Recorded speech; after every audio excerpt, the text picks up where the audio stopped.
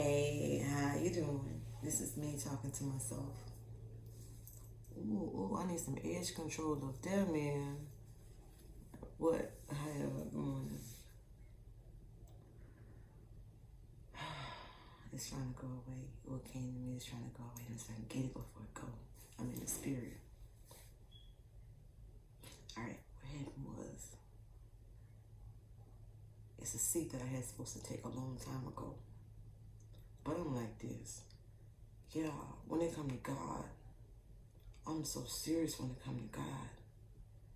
When it comes to God, I don't play around. When it comes to God, man, I have so much fear. I don't care what kind of sin I commit or whatever. I know I'm not a perfect person, but man, I'm telling you, when it comes to God, I don't take it simple. When it comes to God, I don't take it simple. Man, I am so scared. I love God so much. I'm so scared. Now, when I say love, I love God. I love God so much. I'm not talking about people, all right? I'm talking about God. And I know you say, how can you love God that you never seen, and you could love somebody? Oh, I can love God who I've never seen. I don't know where you got that from. I guess it's in the Bible, but let me tell you something. When you have to love something that you see, that means you loving the physical. You're not loving the spiritual. I was told that God was not human. God was a spirit. So, if I believe in God, I have to believe in the spirit. Are you with me? And the spirit is not physical. It's not physical. It's spiritual. So, of course, I can love God better than I love someone that I've seen all my life. Because the person that's seen all my life, I know they didn't create me. I know they're not my creator, okay? So I don't care if they seen me or whatever. I know they didn't create me. I know they're not my God. So why wouldn't I love God and not love them? Come on, we have to interpret this stuff the correct way. But anyway, this is the thing. I'm supposed to be in a position. I know I'm supposed to be in a position a long time ago. I've been fighting this God thing. I fight it. I let it go. I give a reason for it. It don't make sense. And then I go back. I fight again. I go get the Quran. I become a Muslim for a few months because my husband is a Muslim. But it all makes sense. Then I come back. And then I get on the side sometimes, well, look, I don't believe everything in the Bible is correct. I don't believe everything in the Quran is correct. I don't believe anybody around here know exactly, oh, I need to do something myself, y'all. But anyway, I don't believe nobody on this earth know exactly what's going on in the Bible. We don't know. They say the Bible was edited so many times. Okay, the Bible could have been edited so many times. It went through a lot of human hands, just like why couldn't the Quran be edited? I don't know, but I don't have time for all of this stuff. You see what I'm saying? I don't have time for all this stuff. But anyway, God gave me a gift of prophecies where I could talk to people and they can sit in front of me and be honest. They can just give me their first name, last name, and date of birth.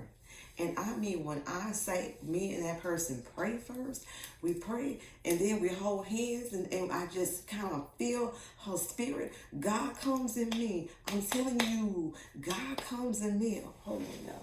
You can see all my back work and stuff. Yeah, we're not advertising nobody. God comes in me. And God shows me things about this person that I would never know. Do you hear me? That I would absolutely never know. These people be up in here crying. Do you hear me? I be up in here crying because the Holy Spirit just come down up in here.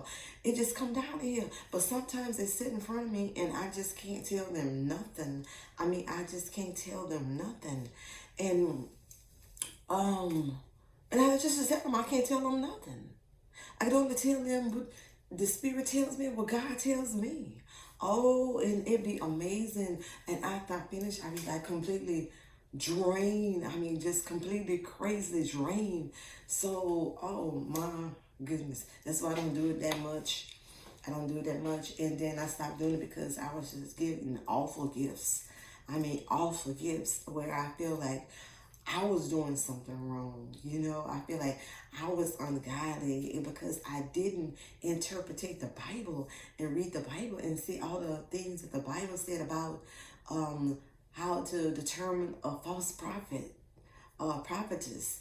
I was like, I was scared. I was scared. When I tell you, I stopped taking people, I stopped seeing people, I just stopped seeing people because, man, I don't want to do anything that's unpleasing to God. And it's like, I was like, you know, I'm just too blessed. Oh, man, these people was absolutely blessing me. And I got scared because so many people was coming in with problems. Their electric was getting cut off and they had to work all the time. And I was like, and I would talk with them. I would bless them and that God would bless them. Said it right. And things started getting good in their life and stuff. And they was excited and I was excited. And they just sat in front of me and God just speak through me. And whoa, I mean, you can't imagine. But like I said, at that time it was like, it's still been a while back. At the time it's like 10 years ago. Again, at that time I was like, oh no, I am being too blessed, y'all. Oh my goodness, I feel like a millionaire, right? And I felt myself pulling myself away from God. I was like coming away from God. And I said, you know something? God, no. All these people coming to me, I don't want this. I'm scared. I said, I just want to be like them. I want to work like them. I want to scuffle like them. You know, because I never worked in my life, really. I never worked in my life. God didn't allow me to work in my life. I mean, I tried Walmart maybe like 6 months ago and I got fired because I didn't like it. I was stacking bananas and stuff and it was cool. I felt good. I was walking around people and another people person. All right, I was walking around people and I was putting my bananas up and my apples up and I was working. I was a working girl. Oh, that felt so good to work, girl. Oh my goodness. I felt so proud to put on my Walmart vest and I had to clock in like everybody else had to clock in. Now remember, I never worked in my life. I all had my business, you know. God always provided for me. I took care of my kids all my life. I didn't have to go to work. And he always do a little business, let me do a little business and stuff. And I never knew what was going on. I was just like, oh. And through this whole time, since I was 20 years old, I was seeing people. I was prophesying for people.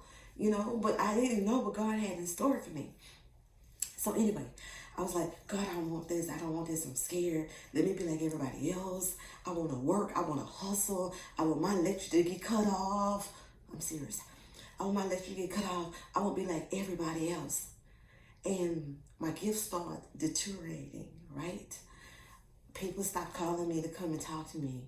And I stopped seeing visions. I stopped being able to prophesy to people. And my finance started going down. My business collapsed. My phone thing got cut off for that, my spiritual services. And I was like, oh my God. Then he allowed me to start hustling like everybody else. Baby, I've been hustling for about 4 years now, a good 4 years. I've been hustling. When I say hustling, I know what it is to get your electric cut off now.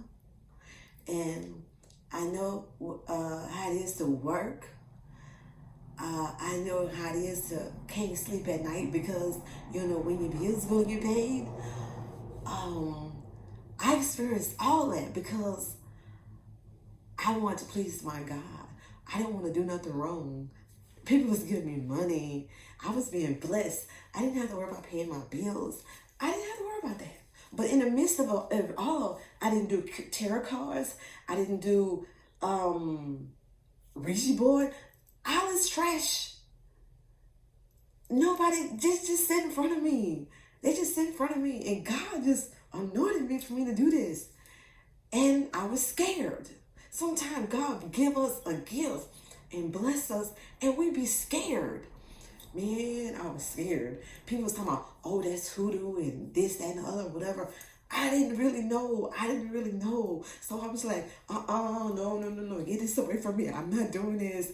I was like, God, please make this get away from me. Make this get away from me. And as I started reading the Bible and reading about the prophetess and prophetess or whatever, how you know a person is a false prophet. And I can remember everybody that came to me, right? Everybody that I seen, these people were so happy. I mean, these people was happy, not voodoo happy. These people was like so spiritual relieved and so spiritual happy. I mean, it felt someone should die, right? And as long as I've been saying, get away from me, get away from me, get away from me, get away from me, get away from me. Don't go away. It's still here. It's still here. And now I know, oh, and something else. It's like, you know how people, they want to call you a psychic. Psychic is like not what I am. Psychic is so not what I am. That's not godly. But I have to accept what I am. I've been a bail bondsman. I've been a realtor. I've been a life insurance agent. I did tax service. Just say bail bonding. I love bail bonding because I love people. I've done so many things, right? Never had to go to work unless I wanted to. And I'm not saying I'm rich. Y'all don't know what rich is. Baby, sometimes I don't have money in the bank, right? Whenever money comes, it comes. I don't see money like you guys see money, right? But whatever God gives me, a lot of money, I'm going to enjoy that money. But I don't see money how you may see money. To me, life is so beautiful. You don't have to have a fancy car. You don't have to have a big house. You don't have to have none of these things. Life itself is so beautiful. To be able to breathe, to be able to move your fingers, to be able to talk, to be able to cry, to be able to live, just be able to live.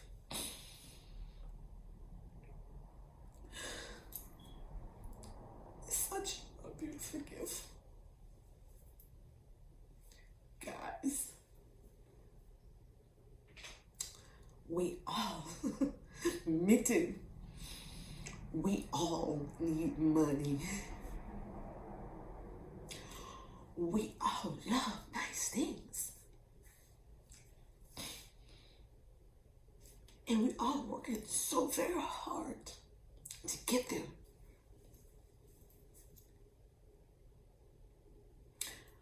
But in the midst of working this hard,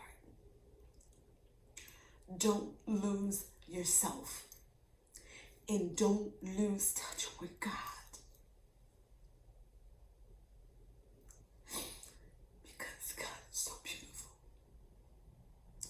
He is so beautiful. I love God so much. So much. I'm not rich. I don't have money. But if you don't have God, I'm richer than you are. I'm richer than you are. We all need to be rich. Because in the end, in the very end, iPhones, money, all of these things, it's going to have zero value. Zero value. We die. And it's time for judgment. And we have to meet God face to face.